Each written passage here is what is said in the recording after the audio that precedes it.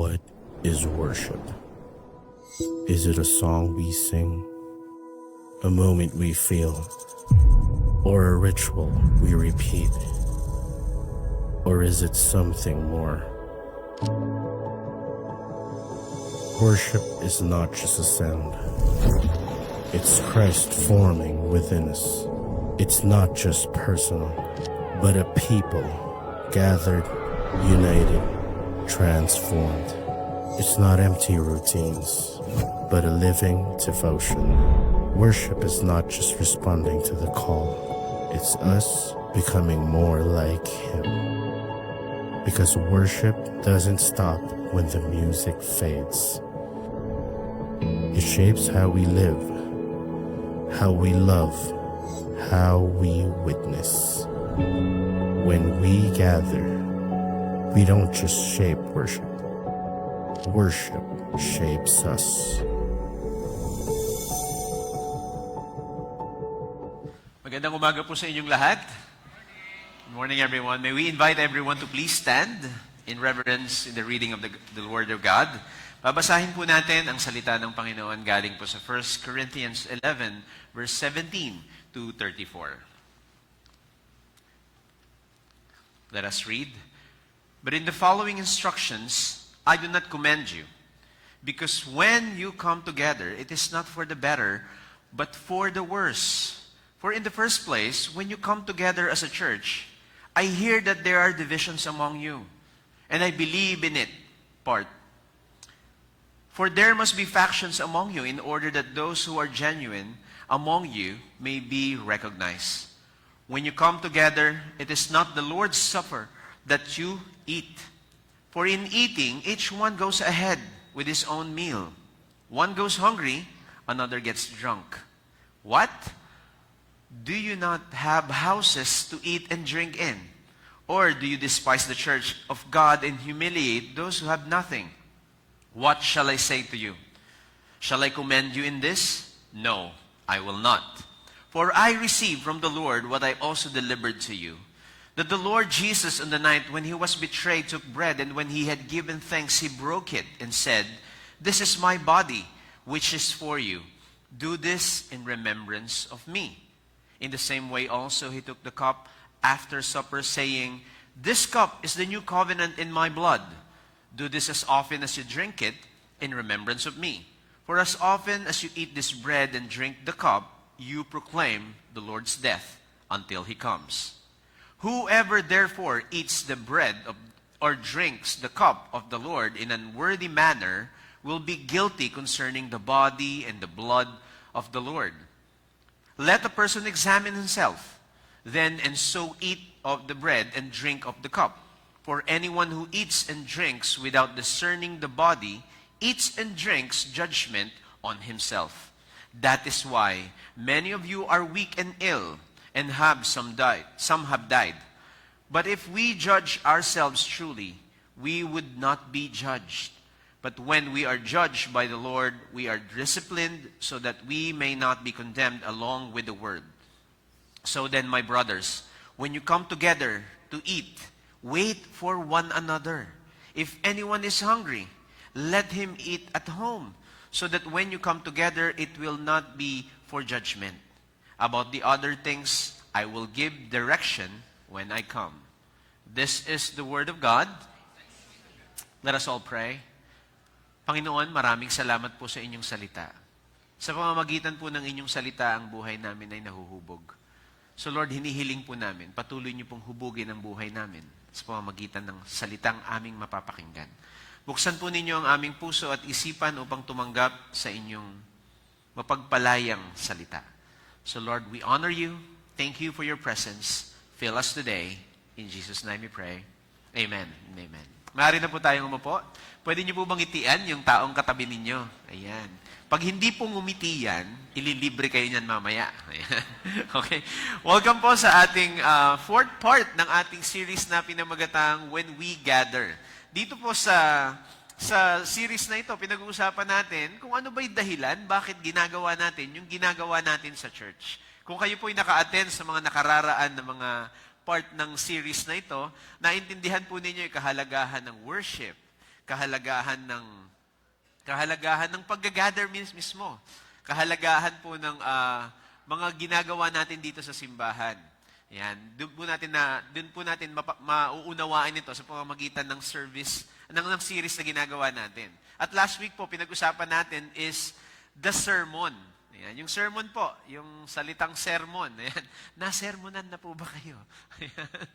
Okay, when you say sermon, it's the expository of the Word of God. Kung saan may natututunan po tayo. May lesson tayong nakukuha, kaya tinawag siyang sermon. Kaya po pag ang magulang ninyo, sinesermonan kayo, meron po siyang ibinabahaging lesson. Ayan.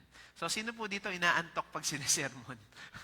Sinesermonan. Okay? Kasi po ako, iba po yung effect sa akin ng sermon eh. Pag nanay ko nagsisermon sa akin, buhay na buhay ang diwa ko. Kasi may dala siyang pamalo pag nagsisermon siya. Okay? Hindi naman po ganun yung nangyayari dito sa church, ano? Dito po, ang dala natin ay katotohanan. And the truth hurts sometimes. Tama po ba?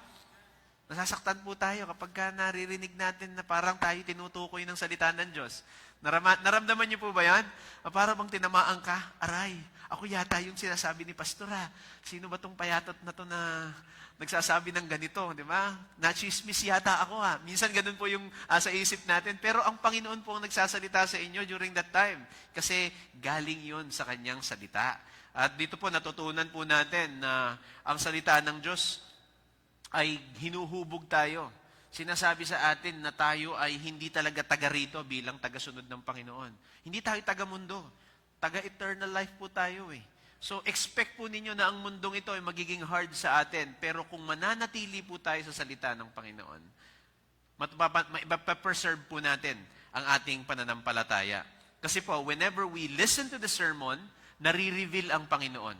Nakikita natin kung sino ang Panginoon. Pangalawa, nakikita po natin, nagbabago po tayo sa ting nakikita natin ang salita ng Diyos na kumikilos sa ating buhay. Di po ba? Tingnan nyo ngayon katabi nyo, nagbago na po yan. O, di ba? Kanina lang po, may kausap ako, si brother. Nagtataka ako, bakit ang pogi-pogi niya ngayon? Ayan. Bukod po kasi sa nakikinig sa salita ng Diyos, may asawa na po siya. Ayan.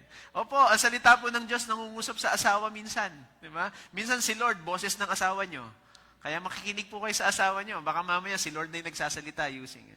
Kaya po ang pogi-pogi, it transforms us. Di ba? Gumagwapo po, gumaganda po tayo palagi. Bakit? Kasi po yung loob natin ay nababago. Nagiging better version ng buhay natin dati. Kasi nakikinig tayo sa salita ng Panginoon. And it also equips us. Sinasanay po tayo ng salita ng Diyos para gawin yung kanyang misyon.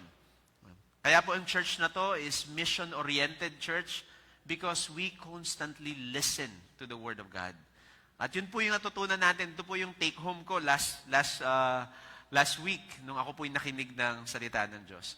At ngayon po, we will talk about one of the sacrament. Meron po tayong dalawang klase ng sakramento dito sa ating simbahan. Una yung water baptism. Pangalawa po, ito yung communion. Ito po ay napakahalaga na sakramento. At pag-uusapan po natin ito, the sacrament of communion. Alam niyo po, sa Victory Cabanatuan, yung mga kids church po doon, talagang actively participating sa ating worship services. Meron pong isang nanay doon na dinadala niya yung kanyang anak, pero nagta-transition na going to adult worship service. Ayan, so medyo bata-bata siya, 6 years old, gusto niyang umaattend na ng pangmatatanda. During that time, Communion Sunday, hindi po alam ng nanay. Ngayon, yung nanay, tinuturuan yung anak niya maging generous. Kasi natutunan po niya yung pagiging generous, yung giving, yung pagbibigay ng tithes and offering. So, ahead of time, binigyan niya yung anak niya ng pera, pinalagay niya sa envelope, at iuhulog niya yun. Sa Kabanatuan po kasi kami may drop box eh. Katulad po ninyo, kaya lang yung drop po namin, drop basket, pinapasa-pasa po namin yan. So ngayon, during that time, worship service, yung nanay, sabi niya, anak, andyan na yung basket. Ihulog mo na yung yun po. Ganun po usually ang nasa isip ng nanay. Pero dahil Communion Sunday po yun, nauna po yung communion. So ngayon, yung communion element, ipinasa-pasa, yung mga tao kumain, uminom ng communion, yung cup, and then, pagdating sa bata, nilagpasan. Hindi binigyan. Ayan. So during that time, parang Iniisip niya, ba't ako wala? Diba? And then maya-maya, communion basket na po yung dumadaan. Ang sabi ng nanay, anak, ilagay mo na yung sobre. Sabi ng bata, no. Ay, bakit? Sabi, ilagay mo na. Pabulong na sumisigaw na yung nanay, ilagay mo na sabi. Sabi niya ganun. Sabi ko, no. Sabi ng bata, no. Lahat kayo kumain, ako hindi ako kumain, tapos magbabayad ako. Sabi niya gano'n. No? So, akala niya restaurant yung church. Okay? Okay. Alam mo, marami po tayong mga misconception. Okay? Misconception tungkol sa communion. To some people, naabutan na lang nila ito. Kaya ginagawa na lang nila, pero hindi nila alam. Bakit natin ito ginagawa? Bakit ba tayo nagko-communion? Alam niyo po, isa sa mga misconception ko nung bata ako, kailangan kong kainin yon para maghugas ng aking kasalanan. Di ba? Tapos, pag dumikit yung ostya doon sa ngalangala, feeling ko ako'y napakamakasalanan. May ganun po ba kayong Di ba? Pag sa ngalangala ninyo, sumasok yung ostyang ganun, no? Di ba? Parang, napaka-sinful ko yata, Di ba? So, yun po yung misconception. Hindi ko po alam ano ba talagang dahilan. Bakit po natin ito ginagawa? In fact, nung unang panahon pa po ni Pablo, ganun din po yung mga tao. They have a misconception about communion. Kaya nga po, sa unang binasa nating talata kanina, meron po siyang sinasabi. Ang context po ng binasa natin ay si Apostol Pablo, kinukorek, nire-rebuke. Actually, itinatama niya yung mga taga-Korinto. Kasi nga, may naririnig po siyang balita na may mga tao na ang approach nila sa communion ay merong unworthy manner. Ayun, sabi nga niya, I do not commend you. Okay, hindi ko kayo pinupuri dito.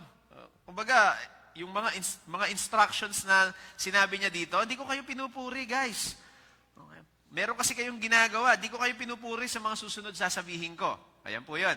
Kasi sa halip daw na mapabuti yung pagtitipon ninyo, mukhang napapasama pa. Nagtitipon-tipon kayo, pero nagkakanya-kanya naman kayo, hiwa-hiwalay. Dito daw lumalabas yung genuine sa pananampalataya at mga hindi. Okay, natitest daw dito. Obvious daw kasi na hindi pinagdiriwang yung banal na hapunan during that time. Kasi meron silang behavior na hindi tama. The unworthy manner. Wala raw paggalang sa ginagawa. Kaya nagmamanifest ito. Yung bang hindi naghihintay, yung bang tipong unahan sa pagkain, nag-uunahan sa pagkain, nakita, may lumabas na ganito, ay, akin yan. Di ba? Ganun po ba kayo pagka may piyesta o kaya may birthday party, hanapin nyo, asan ba yung crispy pata? Doon ako tatabi. Yeah. Di ba? Yung nakikipag-unahan, ganun daw po, sa communion, during that time, nag-uunahan sa pagkain, kaya yung iba nauubusan. Nga. Di ba? Samantalang yung iba naman, busog na busog, paldo. Diba? Hindi po nag-una, they are not serving one another. Ang sabi pa nga sa term dyan is yung second, ayan. Sabi nga doon, iba getting drunk. Nalalasing na nga yung iba na kasi nakikipag-unahan sa pagkain ng So simple lang, Paul is telling them that what they are doing during the communion is wrong. Mali yung approach nila sa communion. Kaya po, yung mga sumunod na talata dito, tinukoy ni Apostol Pablo kung paano natin dapat i-approach ang communion. At dito po natin makikita, ano ba talaga ang communion? The question is, what is the communion and how should we approach the communion? Paano ba natin dapat ito i-approach? What is the communion and how are we going to approach this? Yan. So una, we have to remember that Christ died for us. So ito po yung sagot natin. What is the communion? The communion is the remembrance of the body and the blood of Christ was given for our forgiveness. Ito po ay pag-alala natin na meron pong kabayaran ang ating mga kasalanan. Yung forgiveness. Ayan. Naranasan nyo na po bang mapatawad? Kami pong mag-asawa, pag nag-aaway po kami, ayan, meron po kami tinatawag na peace offering. Ayan. And that's what it takes to be forgiven. Meron po ba ganun kayo? Meron po ba kayong ganun? Yan. So, may mga peace offering po ba kayo? Na minsan yung anak nyo na offend ninyo, ibibili nyo ng Jollibee, papatawarin na kayo. Tama po ba? Ganon? That's the price of the forgiveness. Ganon din po sa ginawa ng Panginoon sa atin. Kasi ang reality, yung kasalanan po natin, hindi natin kayang pagbayaran kahit anong gawin natin. Walang worthy sacrifice to pay for the penalty of our sins. It is only the sinless can pay for the penalty of our sins. Ganun po yun. Nakasulat po siya sa 1 Corinthians chapter 11, verse 23 to 26. For I received from the Lord what I also delivered to you, that the Lord Jesus on the night he was betrayed, took bread, and when he had given thanks, he broke it and said, "This is my body, which is for you. Do this in remembrance of me." In the same way, he took the cup, saying, "This is the cup of the new covenant. Do this as often you should drink it in remembrance of me." Ayan. Pansinin po ninyo, bago niya sinabi na gawin niyo to in remembrance of me, sabi niya doon, sabi dito ni Paul, when he had given thanks. Nasa isip ng Panginoon na isasakripisyo niya ang kanyang buhay. Ayan. At malamang po, ang reference po nito ay nagsimula pa nung panahon ni Adan at ni Eva. Do you remember what happened in the garden? In Genesis chapter 3. Matapos pong magkasala ang sangkatauhan, ang ginawa po ng Panginoon, pinaalis sila sa garden. At pag alis niya po sa garden, ang sabi po doon sa Genesis chapter 3, verse 21, man called this wife named Eve because he was the mother of all living, and the Lord God made Adam for his wife garments of skin and clothed them. Take note of this, garments of skin. Kanino kayang skin? Ano po ang kinakailangan para mabalutan ang naked na Adam and Eve? Kailangan po na mayroong inosenteng animal na patayin, kuhanin ang balat at ibalot sa exposed, sa naked na katawan.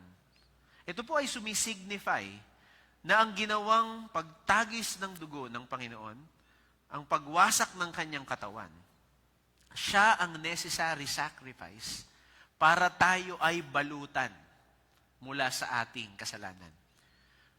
Nang wala pa ang Kristo sa buhay natin, ang tingin ng Panginoon sa atin, expose ang ating kasalanan. Galit ang Panginoon. Ngunit dahil sa ginawa ng Panginoong Jesus, tayo ay nabalutan. Ito po ang naglalaro sa isip ng Panginoon when He said that this is my body broken for me, for you. This is my blood shed for you. Ayan. Kaya po sinabi niya, do this in remembrance of my sacrifice. Gawin niyo ito. Ngayon po, binigyan tayo ng kapatawaran. At sana, ito po ay magdulot ng pagpapasalamat sa atin. So whenever we take, tayo po ay inaanyayahan na maging thankful whenever we approach the communion. Pangalawa po, what is the communion and how are we going to see the communion? This is a reminder of our participation on the Lord's sacrifice. Tayo po ay nakikibahagi. Sa 1 Corinthians 10:17, because there is one bread, we who are many are one body, for we all partake of one bread. Ang ibig pong sabihin ng partake ay taking part. Kung mayroon pong cake, hinati, at kumuha kayo ng isa, you partake.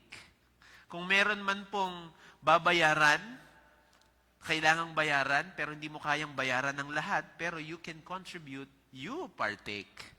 Yun po ang ibig sabihin ng partake, taking part or pakikibahagi. Yan, partake. Partake. Yan. Taking part. Pakikibahagi. Ayan.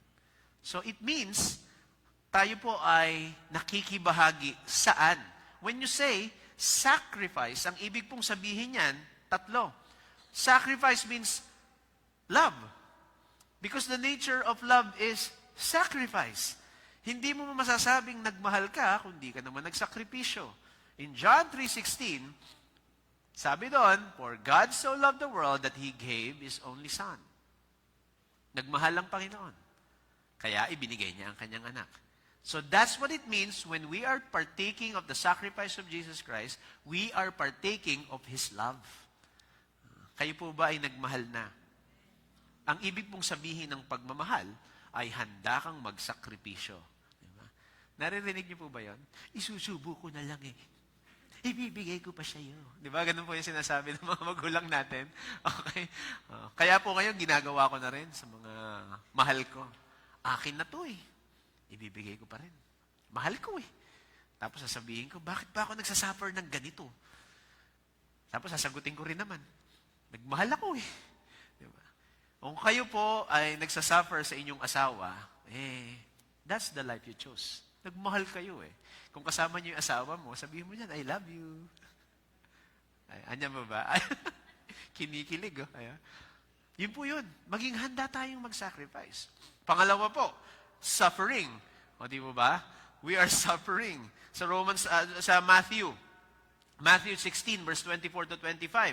Jesus told His disciple, "If anyone would come after me, let him deny himself, take up the cross, and follow me." Denier of self. Diba? Nagsasuffer tayo minsan, di po ba? May gustong-gusto tayong gawin, pero ayaw ipagawa ng Panginoon, so hindi natin gagawin. Di po ba suffering yun? Nagigets po yung sinasabi ko? Meron kang mga ayaw gawin na gustong ipagawa ng Diyos sa'yo, kahit ayaw mo, gagawin mo. Tama po ba? That's suffering. Ang tinuturo pa naman ng mundo, kung ano ang nasa puso mo, sundin mo. Get out. Di po ba? Yan ang tinuturo ng mundo. Pero, most of the time, yung gustong gawin ng puso natin, opposite sa gustong ipagawa ng Diyos sa atin. Di ba? Minsan, nanggigigil ka na sa mga kasama mo sa trabaho. Gusto mo na talagang gumante. But God is telling us, don't do that. You are not exemplifying what Jesus Christ did. Sabi nga dun, love your enemy. Give your left cheek. Diba? Ang hirap po. But when you are doing that, you honor God. You are partaking of Jesus' sacrifice. Same thing. Okay? This is a reminder na ang ating pagiging Kristiyano ay hindi lamang po dito sa church, kundi sa paglabas natin. Pangatlo po, devotion. Ito po ang inutos ni Apostle Pablo sa church ng Romans. I appeal to you, therefore, my brothers, by the mercies of God, to present your bodies as a living sacrifice. Holy and pleasing to the Lord. Acceptable to the Lord. It means offering ourselves. Reminding ourselves about partaking or participation in the body of Christ should lead us in a life of devotion. Communion reminds us that we are to respond in a life of devotion. When you say devotion, it's an act of worship. Ito po'y ginagawa natin. Our communication with God, our decision to honor God, sa ayaw man natin o sa hindi, i-honor natin ang Panginoon, that's a devotion. Mas masarap po kung ginagawa natin ang devotion natin ng talagang nasa puso natin. But there are times na talagang minsan, ang hirap gawin. Ang hirap gawin ang will ni Lord. But still, we will do the will of God. That is devotion. This is a reminder to commit to a life of devotion. Pangatlo po, it's the recognition. The sacrament of the communion is the recognition of the church as part of the body of Christ. So pagka po tayo nagko-communion, nire-recognize natin na tayo ay bahagi ng katawan ni Kristo. Ang katawan ni Kristo. Naririnig po ninyo yan, ano? Ang katawan ni Kristo. When you say you are part of the body of Christ, therefore, you carry a particular role. Nabubulol ako. Ba't kaya? Nabubulol. So, you are carrying a particular role. Ang pagiging bahagi po ng katawan ay may role na ginaganapan. Katulad po ng katawan natin. Hindi po lahat ng parte ng katawan natin mata. Kapangit po siguro no. Katawan mo puro mata. Hindi naman po pwedeng puro kamay lang. Di ba? Parang hindi po pwede. We have different roles. And as a church, we perform those roles. And bilang katawan, yung nananakit na nakalingkingan, damang-dama hanggang bumbunan. Tama ba? We are part of this. You are part. You have a role to play. You are part of this. So, ibig sabihin, itatrato po natin ng isa't isa bilang parte ng isang kabuuan. That is why, this should lead us to a reality that we are to serve one another.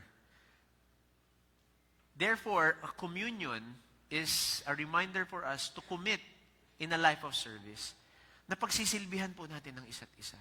We will serve one another. At meron pong warning Yan. Meron pong warning ang salita ng Panginoon You know, we have to commit to serve one another. To serve, to be in a life of service.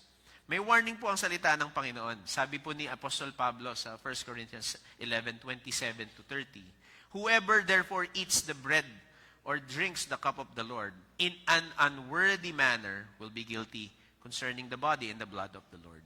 Ayan. Unworthy manner. Ang ating pong pamamaraan ng pagkukommune should be with respect, with honor, and with sanctity. Na igagalang po natin ng communion. Kaya po napansin ninyo, ang posture lahat ng nagpapa-communion dito, pinatatayo tayo lahat. Tapos pinatatahimik tayo. Sapagkat kailangan nating igalang ito, sapagkat ito ay remembrance ng ginawa ng Panginoon. Ito ay ang pakikibahagi sa sakripisyo ng Panginoon. At ang communion ay pagre-recognize na tayo ay bahagi ng katawan ni Kristo. So, ang encouragement po sa atin ay we have to approach the communion in a worthy manner. Nang may paggalang at may pagrespeto. Kasi nga po, inaatake ni Paul yung behavior ng Corinthian church na pagka panahon na raw para mag-break bread. Panahon na para mag-break bread, nag-uunahan. Nag-uunahan silang kumuha ng pagkain. Nagalit nga siya, sabi niya, wala ba kayong bahay? Bakit di kayo kumain sa bahay nyo bago kayo pumunta dito sa Holy Communion? At dito kasi, di ba? Na-experience nyo po ba yun? Experience po ninyo yun, di ba? Minsan pupunta kayo sa isang handaan, tapos nahihiya kayo, baka sabihin nila, mukha ka namang matakaw. Di ba? So kakain ka muna bago ka pumunta doon. That is a gesture of being respectful. Yan. Yun po yung sinasabi. Pero, iba na yun sa panahon natin ngayon. Tama po ba? Hindi na po ito katulad ng unang panahon. Yan. So, sinasabi po dito na examine natin yung sarili natin. I-check natin ano ba ang ating motivation. Why are we doing this? Check or examine yourself. May warning nga po si Apostol Pablo. Sabi niya, kaya nga po na marami nagkakasakit sa atin. Kaya po dito, marami nagkakasakit kasi they are not observing the proper manner. Therefore, you have to examine yourself. Why are you doing this? Check your heart. I-check po natin ang puso natin when we approach the communion. Because we don't want to do it in vain. Si Lord, when He thought about His sacrifice, He took it seriously. And that is why we will take this seriously. We will take the communion seriously.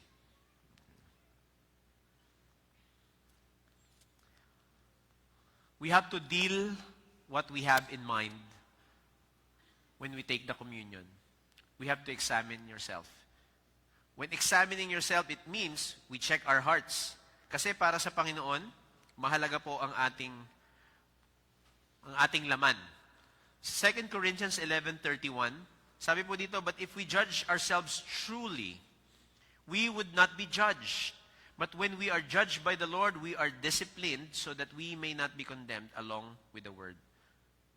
So then, my brothers, when you come together to eat, wait for one another. When you say wait for one another, it means yung wait, doon po galing yung salitang waiter. Yung waiter po, ito po yung nagsaserve. Ito po yung naglilingkod. So, simple sinasabi po dito, serve one another.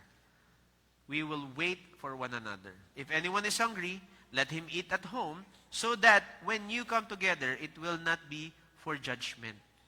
Di po ba pagka may malakas kumain sa paligid, na-judge natin? Takaw naman na to. May ganun po ba? Di po ba pagka may ganun? Somehow yung heart natin nagiging corrupted. Lumalabas yung pagiging chismosa natin. Siguro di kumakain to. Diba? Diba? Ang lakas namang uminom. Diba? Inubos na. Diba? So parang nagkakaroon po tayo ng something in our heart. We discriminate people. That's why we have to check our heart, examine our heart, so that we will not fail in judging one another. Instead of judging them, let us wait for one another. Serve one another. Yun po yung katawagan sa atin. This is how we should approach communion. Approach it in a worthy manner, examine ourselves, and serve one another. Because by partaking the communion, we are shaped in the participation in the body of Christ. Pag nagko-communion po tayo po ay nahuhubog sa ating pong katawagan. And that is to serve. This time po, we will be doing that. We will be partaking of the communion. Maaari po ba tayong tumayo? At nais ko pong imbitahan ang ating mga ushers na pumunta dito. At gusto ko pong sabihin sa inyo, this will be a different approach. Since naintindihan po natin ang sinasabi ng salita ng Diyos. Today, we will be partaking of the communion in the concept of what we just heard. We will do it in a worthy manner. We will be doing it with an examination of our hearts. And we will do it by serving one another. We don't want to fail this opportunity to serve one another.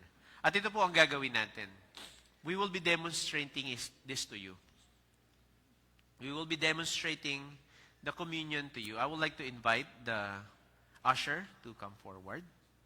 Hawak ko po ngayon ang ating communion element. At gagawin po ito ng bawat isa sa atin. To those who understand, to those who believe, this is what we are doing.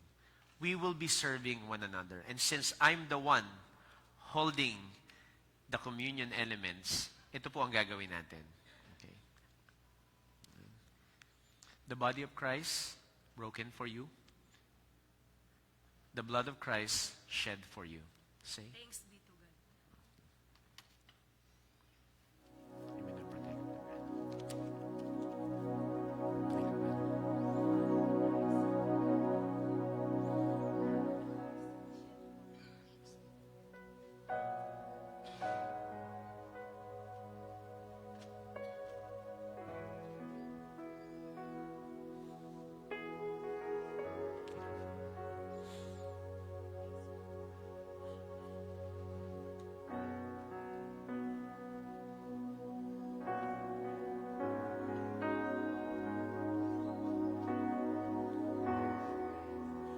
You.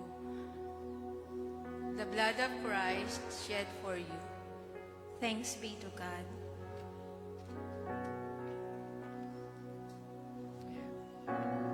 Thank you very much. That is what we're going to do right now. But before we do that, please examine your hearts. Let us treat this as holy. Let us offer our hearts to the Lord. Let me pray for you. Lord, as we partake of the communion, make this a reality of our souls, of our spirit. And right now, as we partake of the communion, may you be glorified all together with this church. In Jesus' name, amen. Let us all partake of the communion. This is the price broken for you. The blood of Christ. Thanks be to God.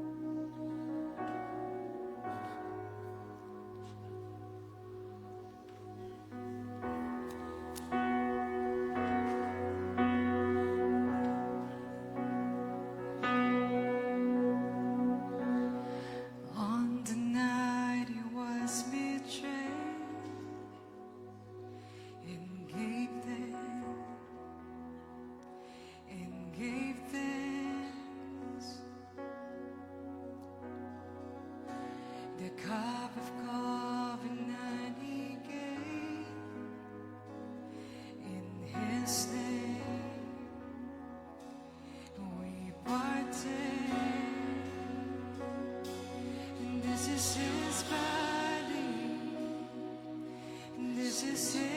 Christ. This is His life poured out for us. Here at the table, gathered in love, until He comes, we remember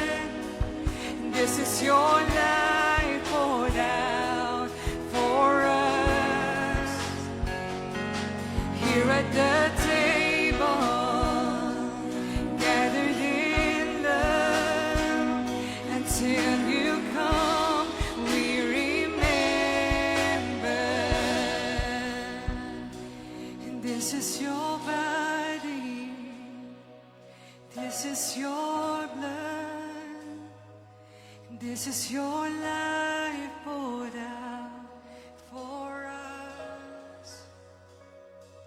Here at the table, gathered in love. Until you come, we remember. Let us all lift our hands to God. Let us pray. Lord, we remember your sacrifice. Thank you for sending your Son Jesus to live the life that we should live, a life without sin, and to die the death that we deserve, the crucifixion on the cross. And after 3 days, he rose again, declaring that even death cannot stop him, declaring that he's the one who can give us salvation, who can forgive our sins, and who can give us the access towards your wonderful grace. Thank you, Father, for your love that has been poured out on us. Kami po ay nagpapasalamat ng buong puso at inaalay namin ang buhay namin sa inyo, Panginoon. Gamitin niyo po ang aming buhay bilang bahagi ng inyong katawan. Kami po ay pupunta sa designated place na itinalaga niyo sa amin upang maging representasyon ng inyong pag-ibig at pagmamahal. Puspusin niyo kami ng inyong pag-ibig, Panginoon. Sa punto na kami umaapaw na ang aming pag-ibig ay normal na lamang, na hindi na namin pipilitin ang aming sariling umibig at magmahal sapagkat kayo po ay umaapaw sa aming buhay.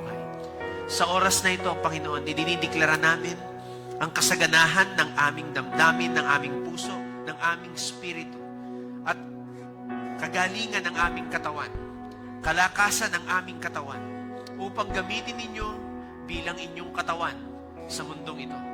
Lord, dinideklara namin ang aming buhay bilang buhay na nakaalay sa inyo, sapagkat sa inyong pagmamahal, inalay ninyo ang inyong anak. Kami po ay nagpapasalamat. Kami po ay nagpapasailalim. At kami po ay maglilingkod sa ngalan ng inyong anak na si Jesus. Lahat ay magsabi ng Amen. Let us praise the Lord. I hope we are all blessed to be part of the body of Christ. The Lord bless you and keep you, and may His face shine upon you and be gracious to you. May His countenance and His favor be on you and grant you peace. In the mighty name of Jesus we pray. Amen and amen. God bless you. Victory Gapan, be a blessing to your workplace, to your family, to your community, to your campus. See you again next week. God bless you all.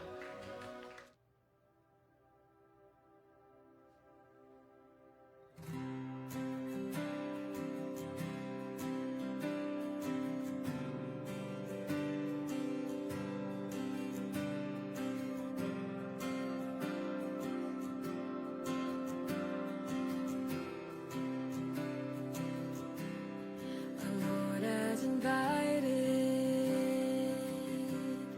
the banquet prepared,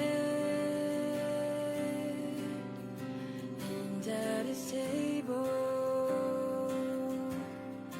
there is still room. We crossed the borders and over the plains to search for the broken